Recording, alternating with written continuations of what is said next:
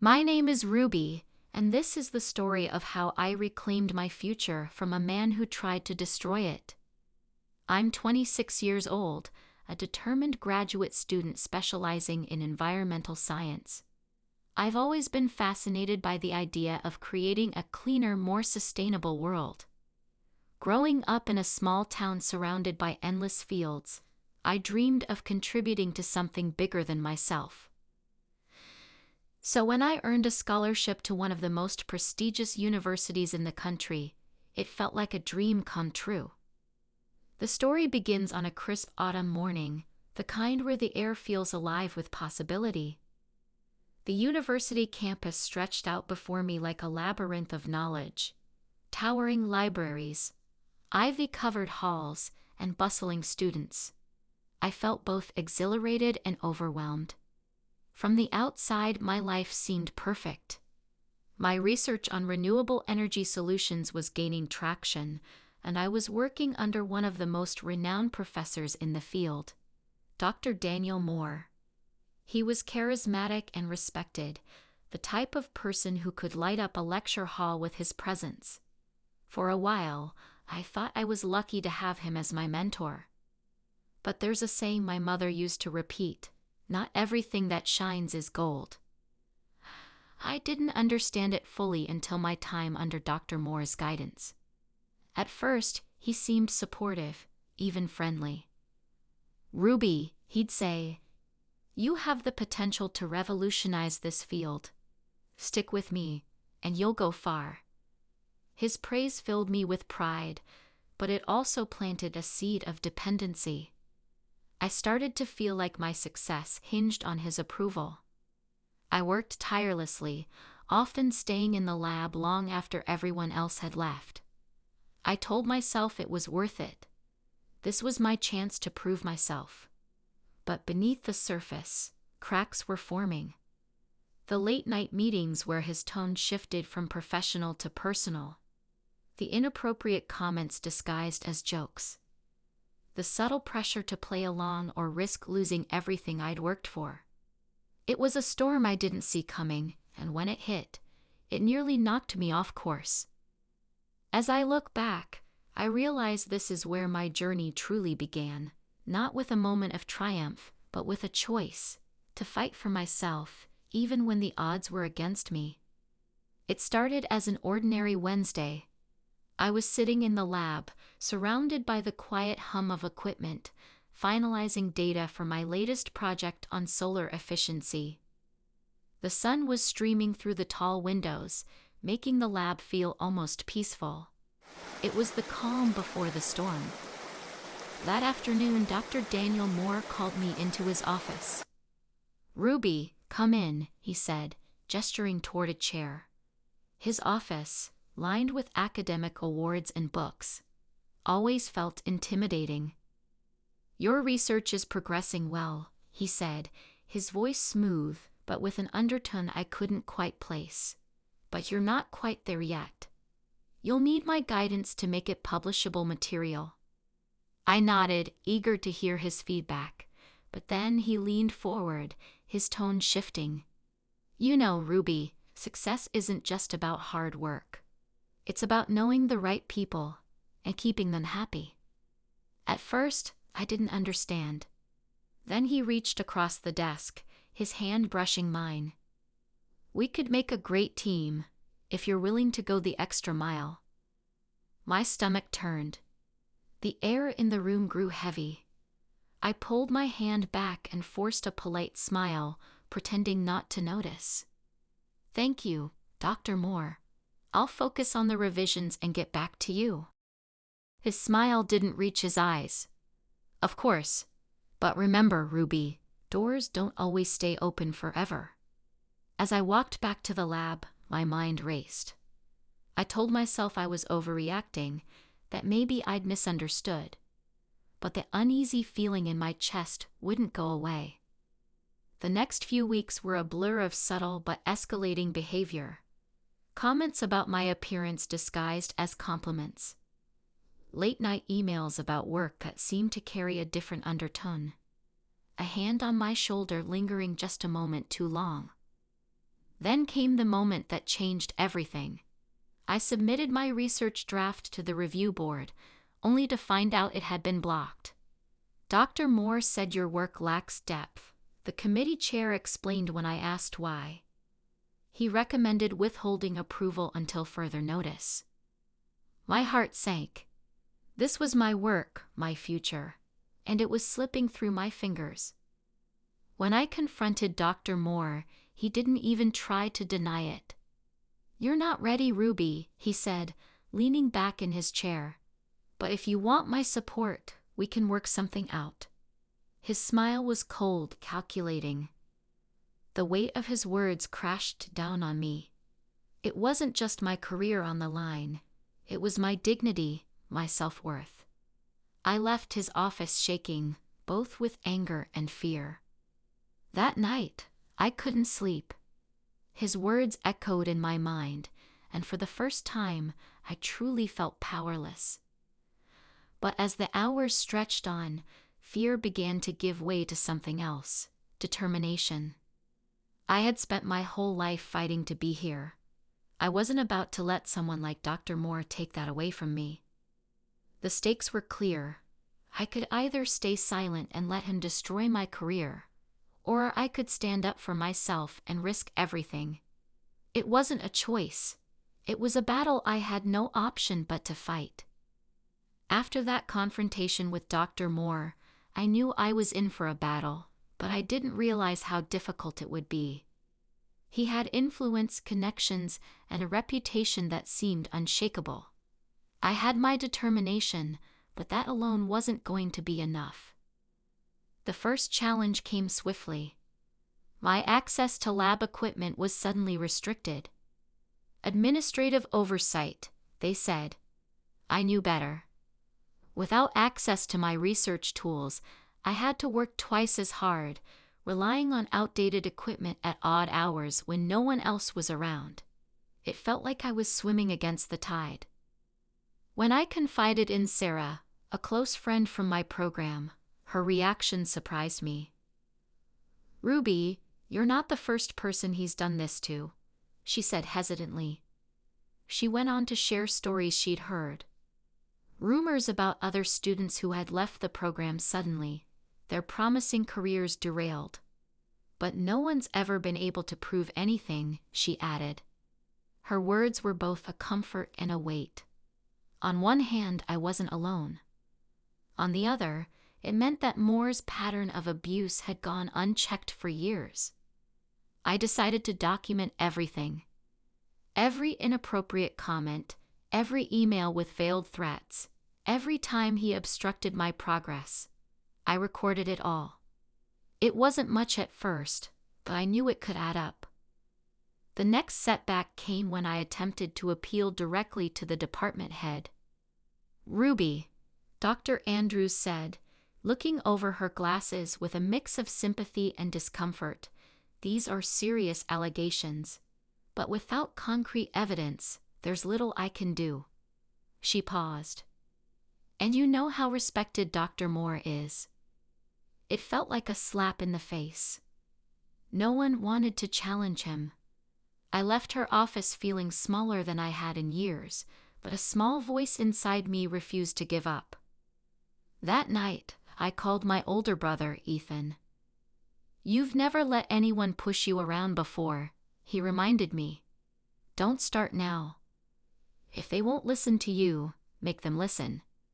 You've got this." His confidence in me reignited something I thought I'd lost. I started reaching out to others, former students who had worked under Dr. Moore.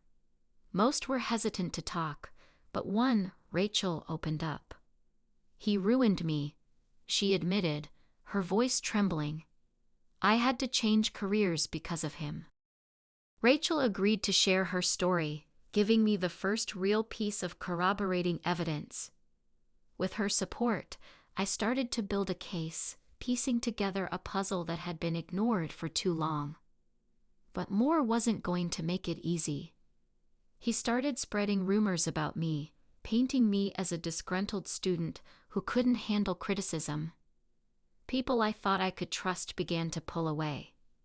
Even Sarah started to avoid me, saying she didn't want to get involved. One day, as I was leaving the lab, Moore cornered me. "You think you're smart, don't you?" he sneered. "But you're playing a dangerous game, Ruby. You don't know who you're dealing with." His words rattled me, but they also strengthened my resolve. I wasn't just fighting for myself anymore. I was fighting for everyone he had silenced. Small victories began to emerge. An investigative journalist took interest in my story. With their guidance, I filed a formal complaint and submitted my evidence to the university board. The media began asking questions, and Moore's polished facade started to crack. But for every step forward, there was a step back. The board announced an internal investigation, but Moore's allies tried to dismiss it as a smear campaign. I felt the pressure mounting, the weight of the fight pressing down on me. There were nights I cried myself to sleep, doubting if I could go on. But every time I felt like quitting, I thought of Rachel, Sarah, and the countless others who deserved justice. The turning point came when another student came forward, inspired by my courage. Then another. Together, we formed a united front, a force Moore couldn't ignore. This was no longer just my fight, it was a movement. But the hardest battles were still ahead, and I knew the stakes were higher than ever. The day of the university board meeting arrived, and I could feel the tension in my chest, tightening with each passing minute. It had been months since I first stood up to Dr. Moore, but the fight was far from over. Today, everything would be decided. As I walked into the sleek, glass-walled boardroom, the weight of the room's cold professionalism made my stomach turn. The members of the board sat at a long table, their expressions impassive, their eyes trained on the papers in front of them. Dr. Moore, however, sat at the far end, his usual confident demeanor replaced with something colder, more calculating. He gave me a tight smile, as if to remind me who held the power here. "Ruby," Dr. Andrews said, her voice echoing in the room, "we've reviewed the evidence presented by both you and Dr. Moore. There will be time for each side to speak, but let's begin with you." I nodded, swallowing hard as I stepped forward. The eyes of the board members felt like they were burning into me. I could hear my heartbeat in my ears. Taking a deep breath, I began. "Dr. Moore has created a culture of fear and manipulation in this department. For months, I've endured inappropriate behavior, intimidation, and threats, each one more damaging than the last." I paused, letting my words sink in.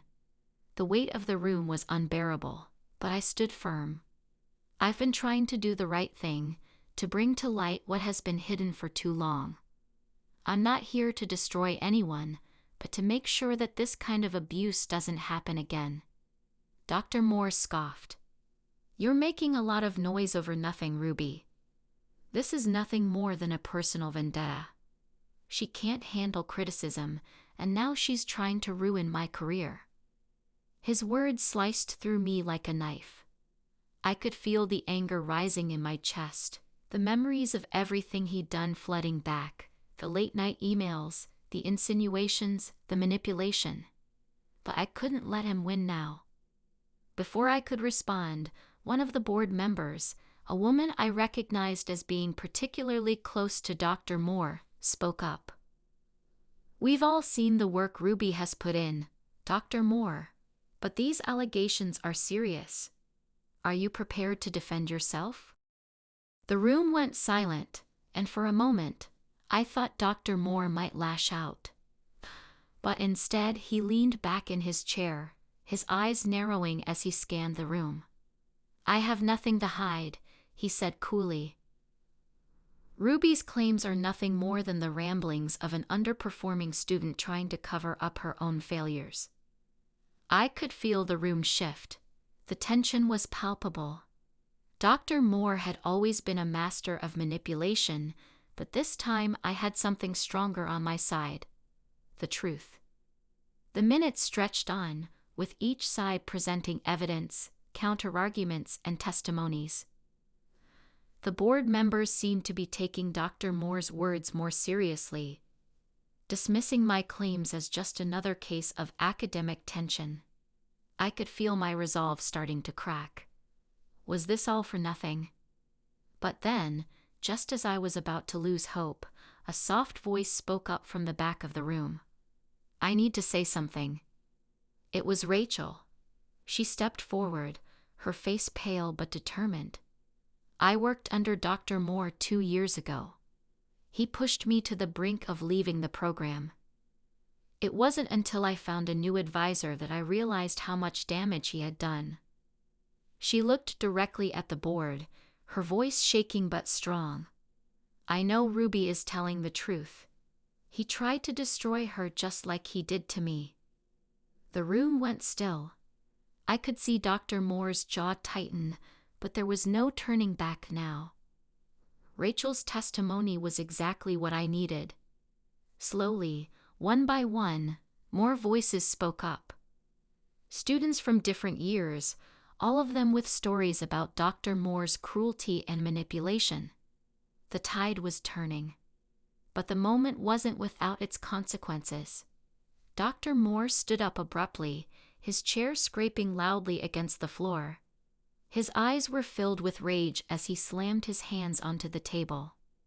"This is absurd. You think you can just ruin me with these lies?" I stood my ground, my hands shaking with adrenaline. "No, Dr. Moore, I'm not ruining you. I'm making sure you can't hurt anyone else." He turned to the board, his voice dripping with venom. "If you believe her over me, I'll make sure you regret it. I'll take this to the media, to the press. You won't win this fight." The threat hung in the air like a cloud of poison. For a moment, I thought the board might cave under the pressure. But then, Dr. Andrews spoke up, her voice cutting through the tension. "We've heard enough. The evidence is clear. Dr. Moore, you are hereby suspended from your position until further investigation. Ruby, we will ensure that your work is recognized and supported." The weight of those words hit me like a wave. For the first time in months, I felt a spark of relief, but it was quickly tempered by the realization of what had just happened. I had won, but the cost had been high. As I left the boardroom, my body felt numb. It wasn't over, not yet. There would be more battles ahead: media coverage, public backlash, and the personal toll of what I had just endured. But in that moment, I realized something that I hadn't before. I wasn't just fighting for my career. I was fighting for every student who had ever been silenced, for every person who had been too afraid to speak out. The fight wasn't over, but for the first time I had hope that I could win it. The months that followed Dr. Moore's suspension were a whirlwind. Media outlets picked up the story, and the academic community, once silent, began to buzz with whispers of reform. My name was now attached to something bigger than I had ever imagined. People I'd never met reached out, telling me their own stories, their own experiences of being silenced or manipulated. Some of them were alumni, others still in the program, but all of them had one thing in common. They had been affected by Dr. Moore in one way or another. But amidst the newfound recognition, the weight of the journey settled heavily on my shoulders. It wasn't just the victory I had fought for, it was the knowledge that the fight had left its scars. I had won, but it came at the cost of losing friends, facing public scrutiny, and enduring months of emotional turmoil. Sarah, who had once been my closest friend, had drifted away, unsure of where to stand in the aftermath. It hurt more than I had expected, but I realized that the people who truly mattered were the ones who stood by me, the ones who had helped me get through this battle. One evening, as I sat in my apartment, reviewing the countless messages of support I had received, I got a call. It was Dr. Andrews. "Ruby," she said gently, "I wanted to let you know that the university has decided to offer you a full scholarship to continue your research. And we're pushing for a public apology to the students affected by Dr. Moore's actions. You've made a real impact." I felt a surge of emotion rush through me. I had done it. I had not only stood up for myself, but had also paved the way for others to find their voice. The journey had been long, but it was leading me to something I had never expected. I had found a new sense of purpose. A few days later, I found myself at a small cafe, sitting across from Rachel. She had been one of the first to speak out alongside me, and over time, she had become a close friend. "I don't think I'll ever be able to thank you enough," Rachel said quietly, her voice laced with sincerity. "You showed me what courage really looks like." I smiled, the weight of the past months still there, but now softened by the connections I had made. "You helped me more than you know," I replied. "Without you, none of this would have happened." We sat there in comfortable silence for a moment before I spoke again. "I never thought I'd get to this point. I thought I was just fighting for my career, but now I see how much more there is to fight for." Rachel nodded, her eyes filled with understanding. "And you'll keep fighting, right? Because you're the voice they need." I looked out the window, the weight of her words settling in. It was strange to think about how far I'd come, how much I had changed. I had walked into this journey with fear and uncertainty, but now I stood stronger, more confident, and more determined than ever. I had found my voice, and I would use it to keep pushing for change. Later that week, I received an invitation to speak at a conference on academic integrity, and for the first time in a long while, I felt a sense of pride wash over me. I had been through hell, but I had come out the other side, not just as a survivor, but as a leader. The road ahead was still uncertain, but I had no doubt that I was ready. I had learned that resilience wasn't about never falling. It was about getting back up, time and time again. And now, with a future full of possibilities ahead, I felt ready to face whatever came next. As I walked into the conference hall, the echoes of my past struggles seemed to fade, replaced by the promise of new beginnings. And as I stood at the podium, ready to share my story, I realized that this was just the beginning of a much larger journey, one I was finally ready to embark on.